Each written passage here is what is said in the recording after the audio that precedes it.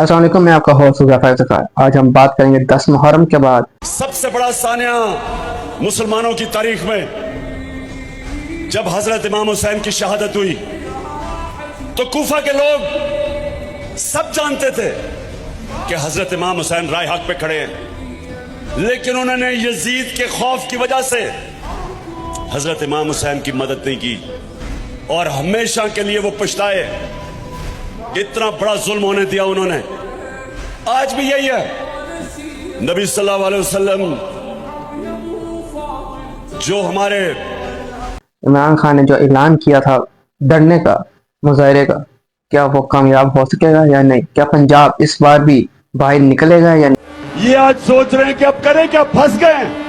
आगे इनके समुंदर है और पीछे इमरान खान खड़ा है।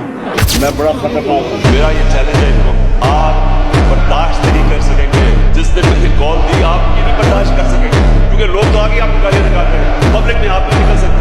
पब्लिक में जाते लोग इनको चोर कहते हैं। इंतजार की दुनिया खत्म होने वाली नहीं। पिछली बार आप देख सकते हैं कि पंजाब से लीडरशिप आवाम को निकालने में नाकाम रही। क्या इस बार आवाम को निकाल पाएगी लीडरशिप पीटीआई की या नहीं? जाओ निकलो अब तुम, बतला दो इनको अब तुम, खुद खौफ के टूट गए हैं, दिखला दो इनको अब तुम। चाहे ये जुबान भी ले ले, ये हमारी जान भी ले ले, हक की दीवार बने हम, पिघला दो हमको अब तुम, पिघला दो हमको। कब तक ये सब सहना है, मिलकर इनको कहना है, तुम अपने तीर चला लो, सीने पर खाएंगे। उठ जादू बंदे आवे, कदर कर ले जो मिले आवे, न गोली खान। एक बहुत बड़ी खबर लेकर आया हूं मैं आपके पास। पीटीआई के रहनुमा आलिया हमजा खुद खौफ के टूट गए हैं, दिखला दो इनको अब तुम।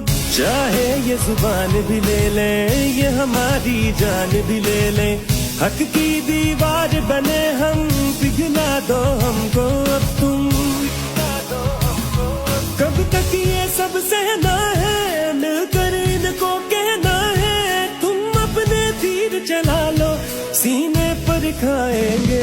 उठ जादू बंदे आवे, कदर कर ले जो मिले आवे, न गोली खान तो भी बाद भावना तो हिले आवे।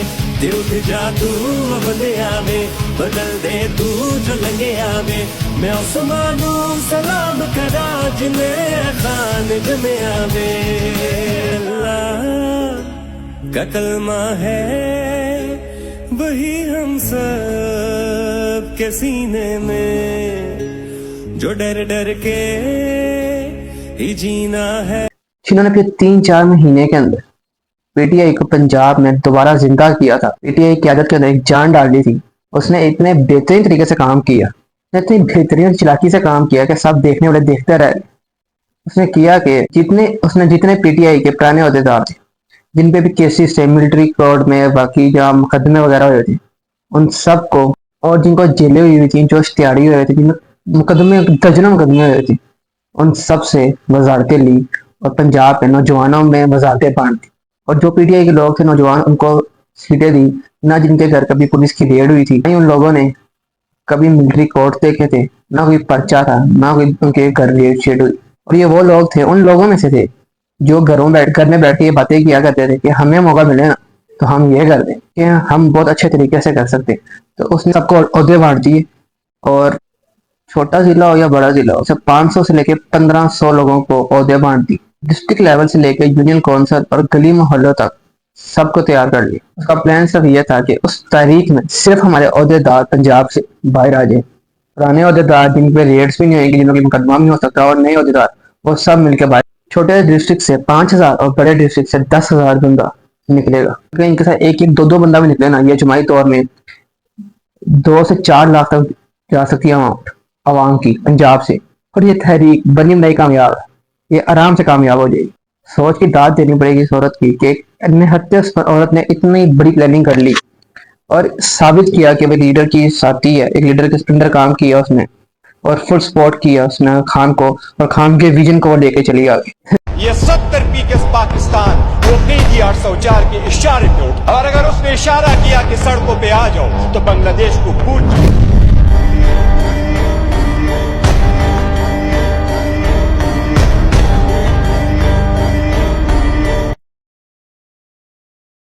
लेकिन कल असल पीटीआई सामने आ गई।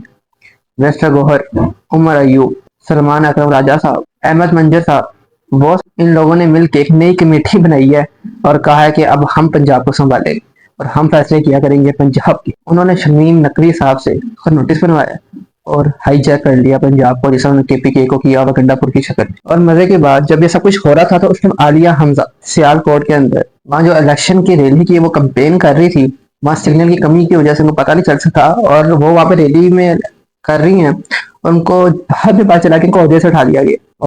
जाओ निकलो अब तुम, बतला दो इनको अब तुम, बुत खौफ के टूट गए हैं, दिखला दो इनको अब तुम। चाहे ये जुबान भी ले लें, ये हमारी जान भी ले लें, हक की दीवार बने हम, पिघला दो हमको अब तुम।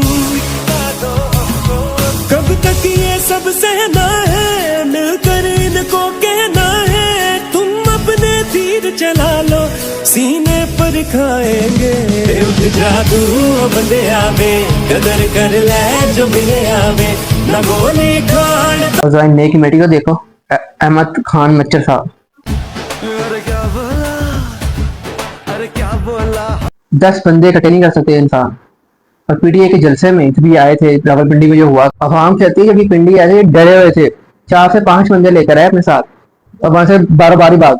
सलमान अकरम राजा साहब वो दिन जमहूरियत और अदलिया की आज़ादी और इंसानी हुकूक के लिए किसको नहीं याद, जब मार्च इस्लामाबाद में पहुंच चुका था और आप अकेले फिर के वीडियो दिखा रहे थे कि हमारे कहने में कोई लोग बाहर नहीं आए।